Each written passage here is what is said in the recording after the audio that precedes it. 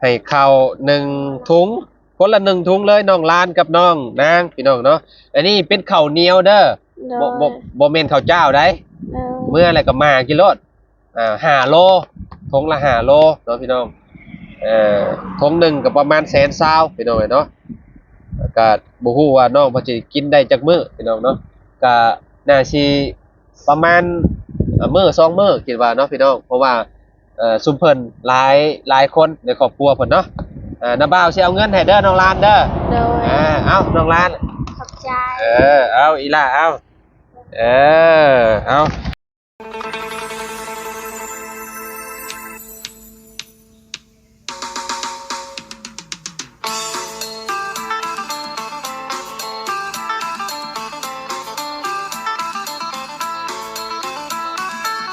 กราบสบายดี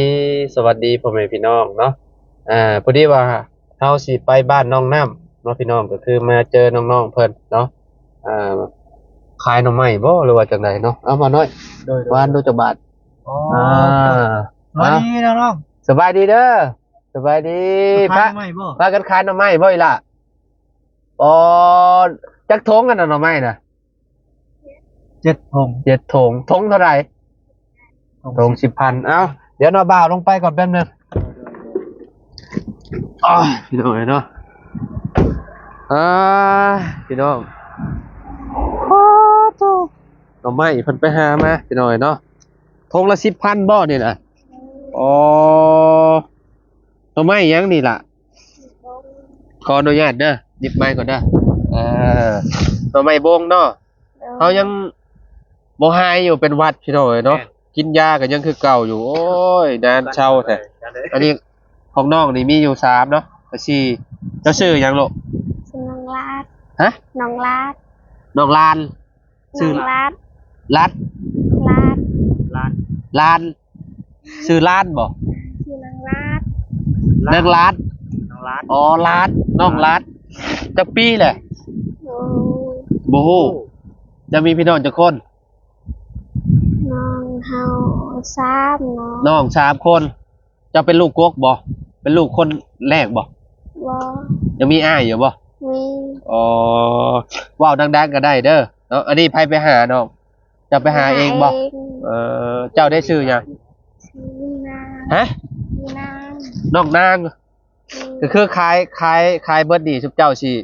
เอาไปซื้อหยังเงินชื่อเขา ซื้อข้าวบ่น้องนาง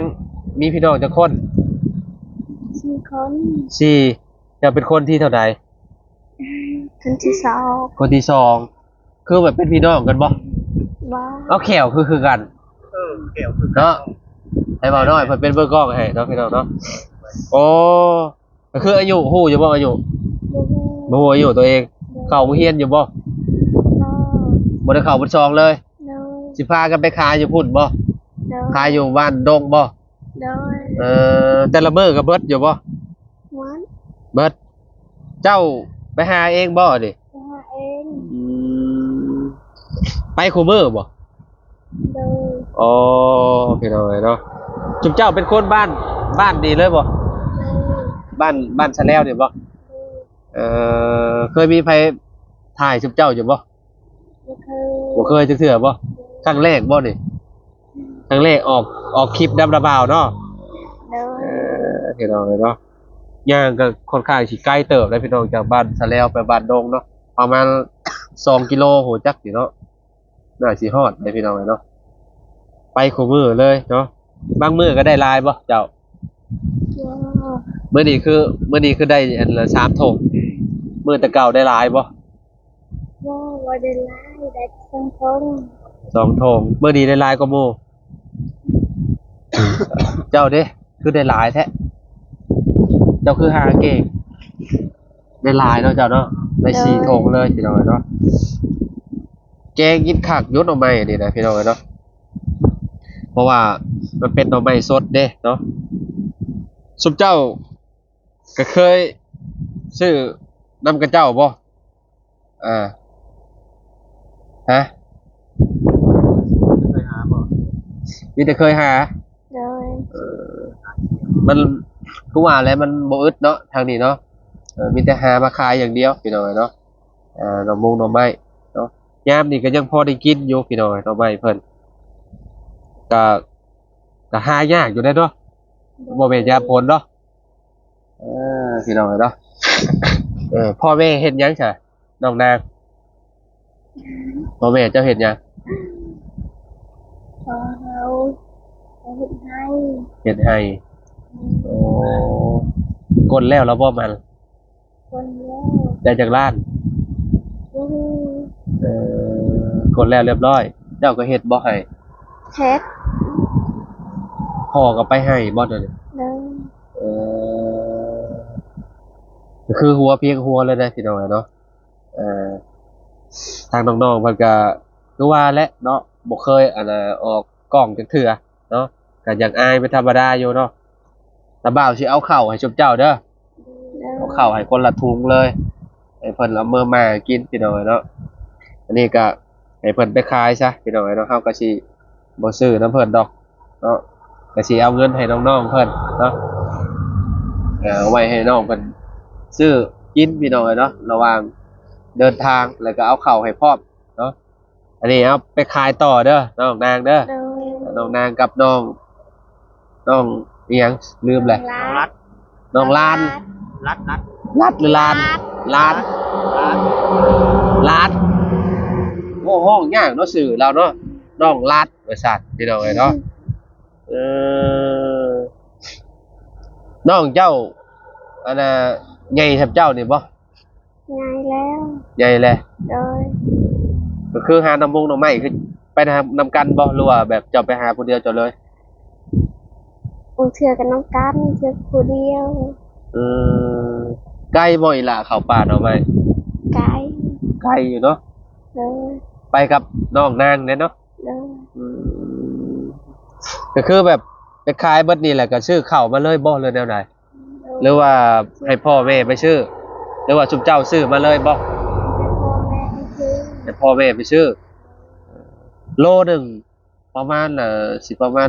16,000เนาะพี่น้องข้าวข้าวเหนียวนี่เนาะ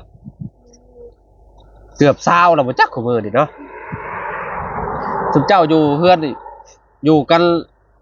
หลายคนเนาะเห็นบ่เพื่อนเจ้านี่มีเท่าใดเกาะเจ้าเว้ากินดิ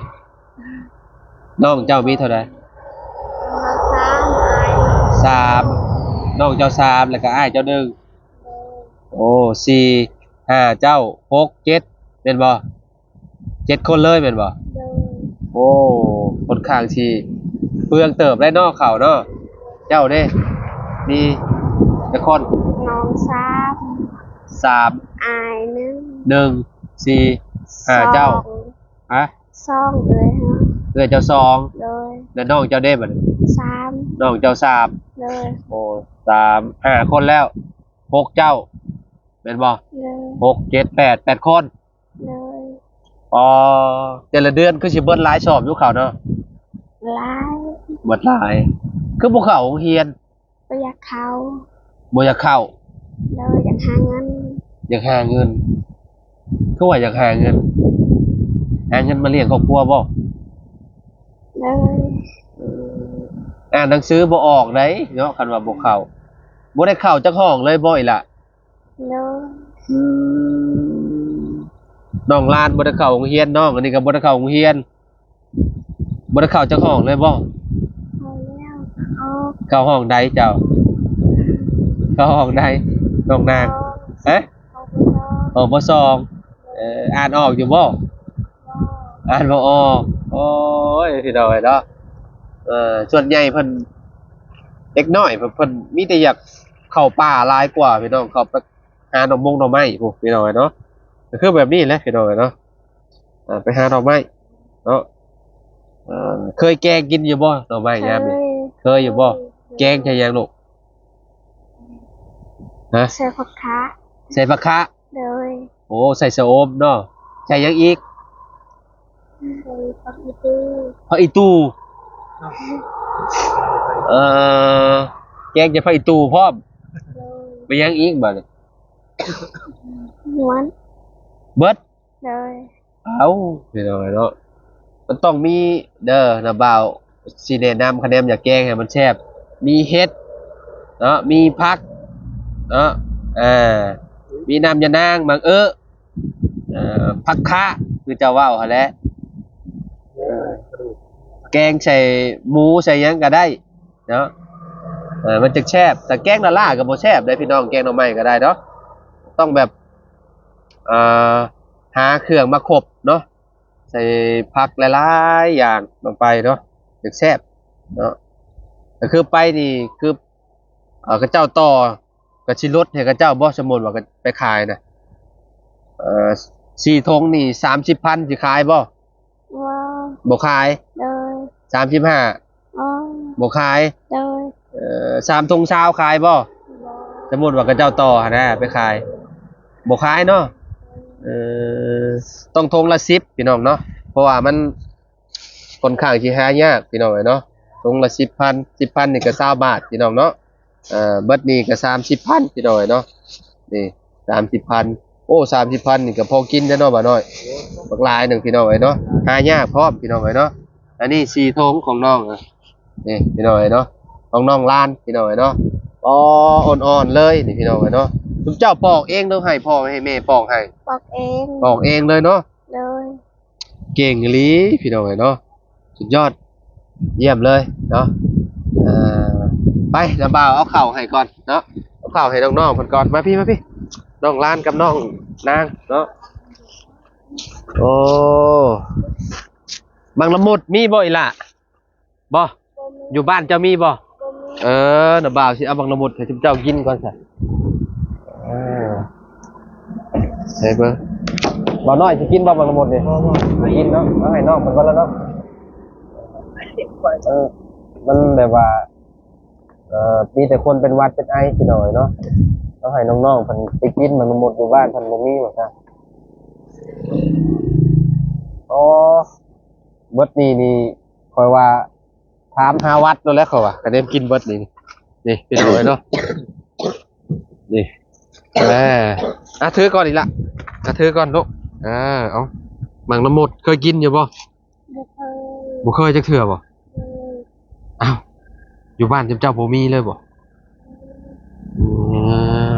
พวกบ่เคยกินเนาะนี่เอาถือก่อนเอา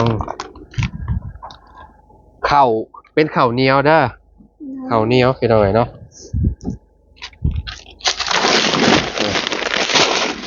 เราก็บ่ได้ซื้อมาม่าพี่น้องเนาะบ่ได้ซื้อมีแต่ข้าวของเฮาน่ะ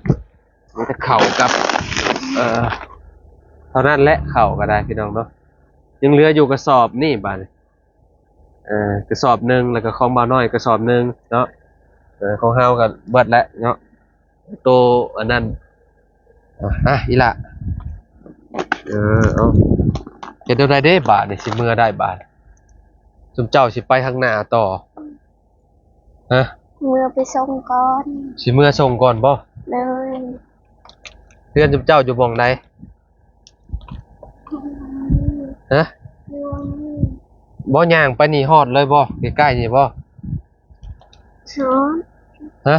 ฮอน อันนี้พี่น้องบ่หรือว่าแนวใดใช่เฮือนเจ้าอ๋อหลังนี้บ่เฮือนเจ้าน้องบลีซอยเรือเฮา ไผเกาะ น้องบลีซอยเฮา สบายดีเด้อเด้อ ให้เฮานะเฮ้ย ไผ น้องบลี น้องบุรีใช้บาทเนี่ย น้องบลีอะไรสำคัญค่ะเป็นบาบลี บาวิลลี่ อ๋อ ให้ปกติเฮาเป็น อ๋อนี่เนาะโอเคเดี๋ยวเขาเข้าไปเอ้ยเดี๋ยวเข้าไปเฮือนเจ้าเนาะอันนี้เฮือนจุ๊บเจ้าใกล้ปานใดหะน้องน้อ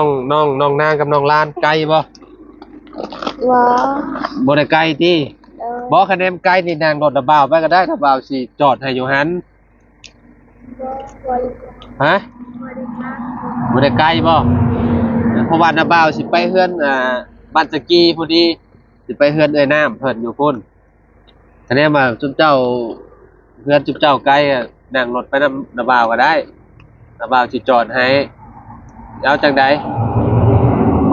พอดีระบ่าวสิเข้าไปหาเอ้ยนี่เพิ่นก่อนเอ้ยเจ้าชื่อหยังเอ้ยฮะเนยเอ้ยเนย เออฮะอ๋อโอเคสุบเจ้าเอาเมื่อไว้ก่อนก็ได้ใช่เนาะเอาเมื่อเอาเมื่อไว้ก่อนก็ได้เนาะพอดีว่าทางนาบ่าวอันน่ะทางนาบ่าวสิเข้าไปหาเฮือนเอื้อยเพิ่นก่อนเนาะสุบเจ้าก็เอาเมื่อไว้ก่อนก็ได้เนาะนั่งลงก่อนนาบ่าวสิเอาเงินให้เด้อเอาให้สุบเจ้าไว้ซื้อแนวที่สุบเจ้าอยากหรือว่าซื้อของจำเป็นเด้อของร้าน ขอบใจ เอาอีล่าเอาอันนี้เข้าอันนี้กับบได้เมนเข้านาบาวเด้อเป็นเข้าผู้ใหญ่ใจดีเพิ่นฝากเงินมาให้นาบาวซื้อให้นาบาวซื้อเนาะก็มีแต่ให้เจ้าซุมเจ้า2คนขอบใจเพิ่นเด้อเว้าผ่านคลิปนาบาวแหละโดยเอาขอบใจเพิ่นเลยเด้อเอาเว้าเลยอีล่ะเว้าตามนาบาวก็ได้นมมือนมมือผู้นมมือมาทางนั้นผู้เอาโอเคเนาะพี่น้องเพิ่นก็เว้าบ่ค่อยเป็นปานใดเนาะก็ต้องขอขอบคุณเนาะทางผู้ใหญ่ใจดีทางเมเนาะอยู่ทางต่างประเทศพุ่นแหละเพิ่นฝากเงินมาให้เฮาซื้อข้าวเนาะพี่น้องติดรถติดล่างไว้เนาะกันว่าพบพ่อภัยที่ว่าเพิ่นขาดเคินก็ให้เนาะพี่น้องเนาะก็คือทางน้อง2คนนี่แหละพี่น้องเนาะเฮาเห็นแหละเฮาก็เลยเอาให้เพิ่นเนาะพี่น้องเพิ่นว่าเพิ่นไปเอาหน่อไม้นี่ไปขายแล้วก็ซื้อข้าวพี่น้องเนาะขอบคุณหลายๆเด้อแม่เด้อที่ให้ลูกเป็นสะพานบุญให้เนาะก็ขอให้แม่อยู่ดีมีแฮงความเจ็บบ่ให้ได้ความไข้บ่ให้มีปรารถนาสิ่งใดก็ขอให้ได้สิ่งนั้นเด้อเนาะนอนรับให้ได้เงินหมื่นนอนตื่นให้ได้เงินแสนเพราะว่าแม่สิเฮ็ดธุรกิจหยังค้าขายหยังก็ขอให้ประสบความสำเร็จในหน้าที่การงานตลอดปีตลอดไปเด้อแม่เด้อเนาะแล้วก็ FC ทุกๆคนเลยขอบคุณหลายๆเนาะที่ติดตามและเป็นกำลังใจให้เด้อพี่น้องเด้อเนาะมื้อนี้เนาะเฮาก็มาเจอซุมน้องๆเพิ่นเนาะอยู่ในหนทางพี่น้องกำลังสิไปขายหน่อมุงหน่อไม้ก็เลยว่าเอาสิเอาข้าวให้เพิ่นพี่น้องเนาะทางน้องล้านแล้วก็น้องนางเพิ่นเนาะแล้วก็มีหมากน้ำมดนี่บ่เคยกินจักเทื่อบ่ซุมเจ้าบ่เคยกินแล้วเนาะ เลย เอาไปแบ่งกันเด้อลูกเด้อไปแบ่งกันกินเด้อหมากน้ำมดเด้อเนาะไปนาบ่าวไปปะเด้อบัดนี้เด้อเนาะเดี๋ยวจะเข้าไปเฮือนทางเฮือนเอื้อยแม่ห้างเพิ่นก่อนพี่น้องเนาะซุมเจ้าย่างเมื่อฮอดอยู่ติ นอน โอเคเอาขอบคุณหลายๆเด้อพี่น้องเด้อเอาสบายดีเด้อไปพี่น้องโอ้ยมาถ่าย